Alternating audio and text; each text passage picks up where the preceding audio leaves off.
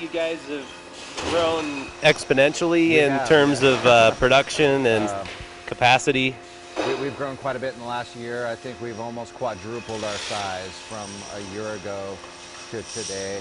And you know, when you're a small brewery like us, you know, to grow that fast is pretty exciting. But you also have to understand that, you know, we're brewing into 10 on a 10-barrel scale, and we're bringing in 80-barrel fermenters now. So when we bring in an 80-barrel fermenter, we make a very large jump in production. So How about sending beer, exporting beer to other states on draft? Has that worked out pretty well? There's a huge demand for our product outside of the state of Utah. We're actually in 12 states now, and we sell a lot of draft outside of the state of Utah. And for the people that aren't aware, you cannot have full-strength draft beer in Utah. It's illegal. And we are a full-strength only brewery, so you know, draft is an important thing for outside of the state of Utah. It's not very important in the state of Utah because there's zero demand. It's illegal.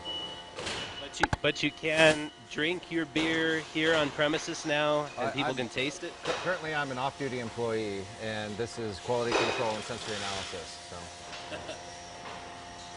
And then, let's see.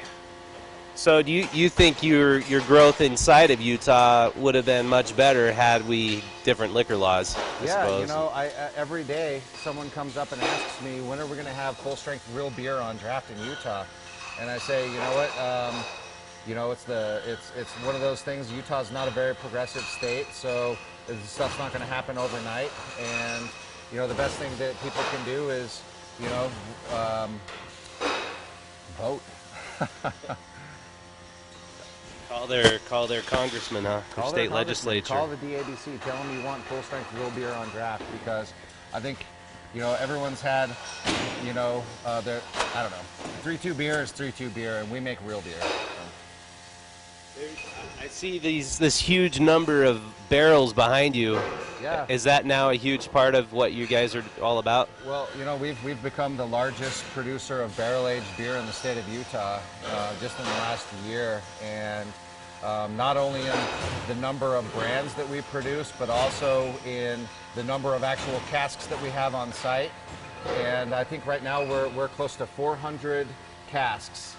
And of those casks, they are red wine barrels, and white wine barrels, and then we have bourbon barrels and whiskey barrels. Is it still a challenge to keep up with demand? It is, and we're still running out of certain specialty brands.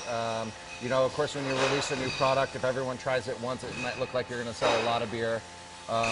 The real numbers come back in about 6 months when you have a track record of selling product in a market.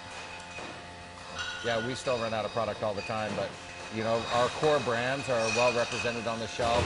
Anything new or special that comes out pretty much will sell out within the first, you know, week or two that it's in production. So, what Salt Lake City bar sells the most epic beer? You know, I would say that the Bayou is our best account. They're really good to us. They carry every single beer that we produce. In fact, there's oftentimes you can't get an epic beer here, but it's still available at the Bayou. You know, I would say that our best account is the Bayou, and then Beer Hive, and then Poplar Street. And out of those three accounts, we're selling a lot of beer.